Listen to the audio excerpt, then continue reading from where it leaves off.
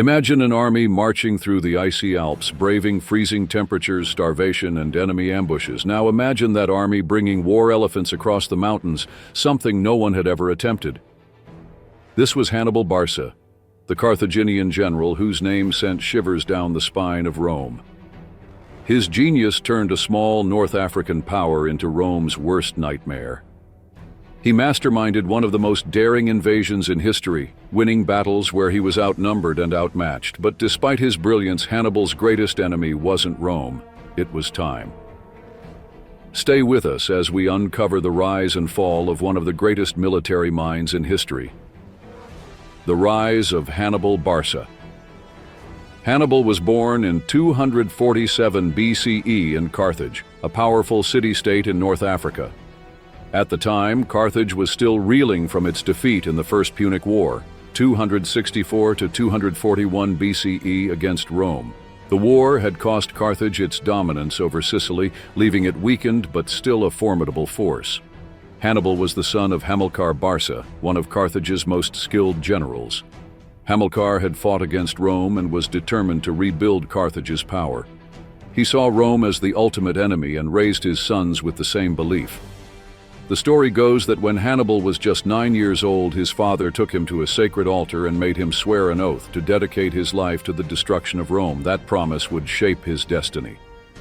Military training and early campaigns. Hannibal spent his youth learning warfare, strategy, and leadership.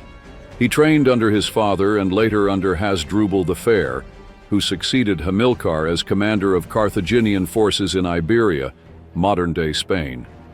By the time Hannibal was 26 years old, Hasdrubal was assassinated and the Carthaginian army immediately chose Hannibal as their new leader.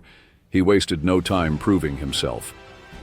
Over the next 2 years, Hannibal expanded Carthaginian control in Spain, securing alliances and strengthening his army. His most significant early victory came in Saguntum, 219 BCE. This city was allied with Rome, but lay within Carthage's sphere of influence. Hannibal saw its presence as an act of Roman interference and laid siege to the city.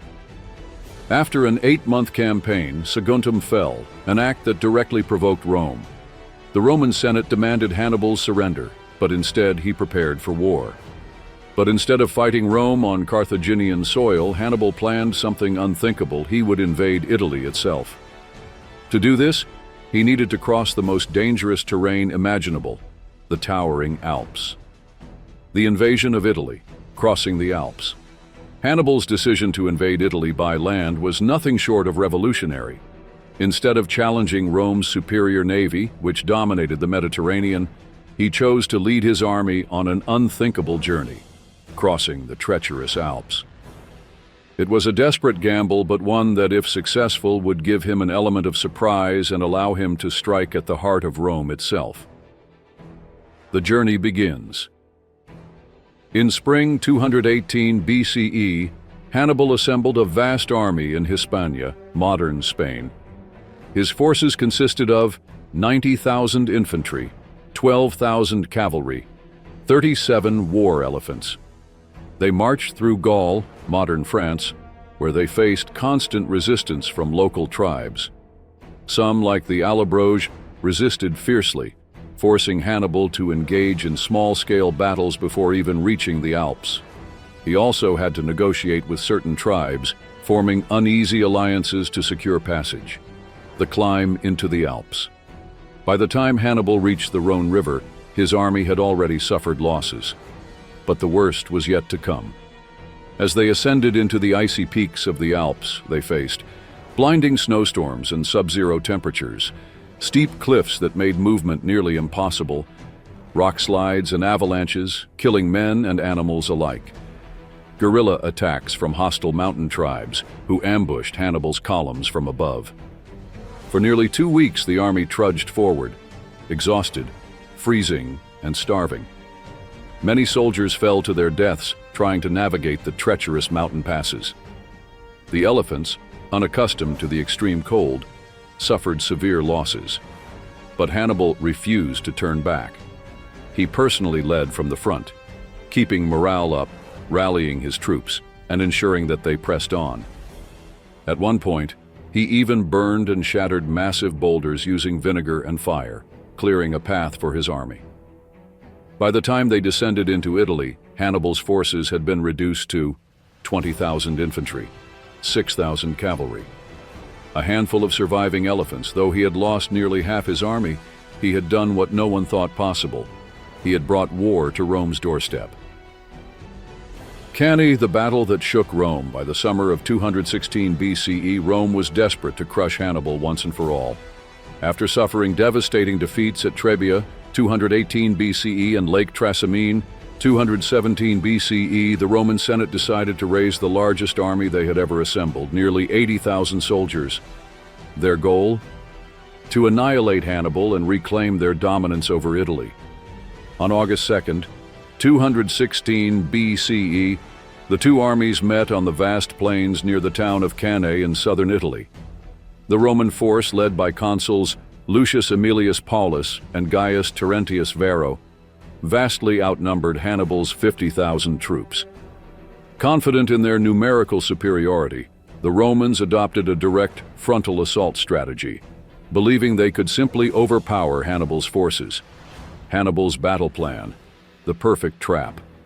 Hannibal knew he couldn't win by sheer force, so he devised one of the most brilliant tactical maneuvers in military history, the double envelopment strategy.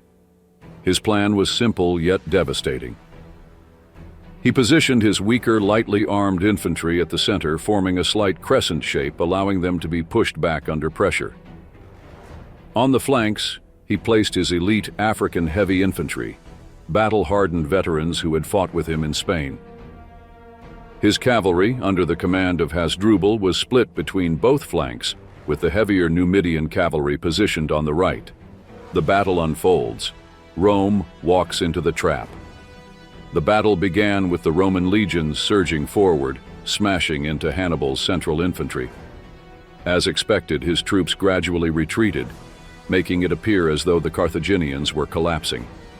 This emboldened the Romans, who pressed even harder, pushing deeper into the curved formation. Then the trap was sprung. Hannibal's flanks, composed of elite African infantry, pivoted inward and attacked the Romans from both sides. At the same time, his cavalry had routed the Roman horsemen, allowing them to swing around and strike from behind. The Roman legions were now completely encircled, with nowhere to run. The Roman army's worst nightmare. Chaos erupted. The tightly packed Roman soldiers found themselves trapped in a suffocating mass of bodies, unable to maneuver or fight effectively. Hannibal's men methodically butchered them in waves, cutting down legionnaires in one of the most horrific massacres in history. By the end of the day, over 50,000 Roman soldiers lay dead, including Paulus, dozens of senators, and Rome's best officers. Only 10,000 managed to escape. Hannibal had not only defeated Rome, he had annihilated its army.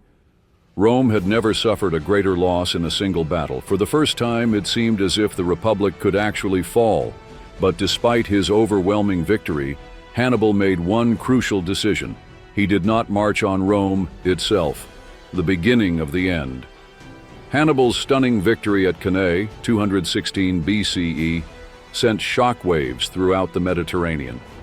Rome, for the first time, seemed on the brink of collapse. The Republic had lost tens of thousands of men, its morale was shattered, and several key allies, including Capua and Syracuse, defected to Hannibal's side. It looked as if Rome's fate was sealed. But instead of marching on Rome and delivering the final blow, Hannibal held back, waiting for the Republic to crumble from within. This decision would prove his greatest mistake. Why didn't Hannibal march on Rome? Historians have long debated why Hannibal chose not to attack the city of Rome after his monumental victory at Cannae. There are several possible reasons. Siege warfare was not his strength. Hannibal excelled in open field battles, but lacked the siege equipment and manpower needed to breach Rome's formidable walls. He expected Rome's allies to defect. While some Italian states did switch sides, most of Rome's core allies remained loyal, refusing to abandon the Republic. His army was exhausted. After years of brutal combat and attrition, Hannibal's forces were worn down and not strong enough for a prolonged siege. Instead, he focused on securing southern Italy, hoping that continued victories would force Rome to negotiate peace. But Rome, instead of surrendering, adapted. They changed their military strategy, adopting a new approach known as the Fabian strategy. Rome's counterattack, the Fabian strategy. After the disaster at Cannae, the Roman Senate placed Quintus Fabius Maximus in command. Rather than confronting Hannibal in battle, Fabius employed a strategy of deliberate avoidance. He harassed Hannibal's supply lines but never engaged in full-scale battle. He fortified key cities, ensuring Hannibal could not capture them. He used a strategy of attrition, forcing Hannibal's army to slowly weaken over time. While unpopular at first, this strategy worked. Hannibal, unable to deliver a decisive victory, found himself stranded in Italy with dwindling resources and no reinforcements from Carthage. The turning point: the Roman revival. By 212 BCE, Rome began regaining lost ground. They launched successful campaigns to recapture Capua and Syracuse, punishing those who had allied with Hannibal. Meanwhile, Rome's new military commander, Scipio Africanus, studied Hannibal's tactics and began developing counter-strategies. By 206 BCE, Scipio led a bold campaign in Spain, striking at Carthage's power base. His victory at Ilipa shattered Carthaginian control in the region, cutting off Hannibal's primary source of reinforcements. With his position in Italy becoming unsustainable, Hannibal was forced to retreat after nearly 15 years of dominance in Italy. But Rome was not done with him yet. They were bringing the fight to Carthage, the final chase. Even after his defeat, Hannibal remained Rome's greatest fear. He fled across the Mediterranean, advising enemy kings on how to fight Rome. For nearly 20 years he was hunted, but in 183 BCE, Roman agents finally cornered him in Bithynia. Refusing to be captured, Hannibal took poison, leaving behind a final message: "Let us free Rome from her fear of an old man." But had Rome truly won, or had Hannibal's tactics and legacy forever changed the way wars were fought? Stay with us as we uncover the lasting impact of Hannibal's military genius and how his strategies are still studied today.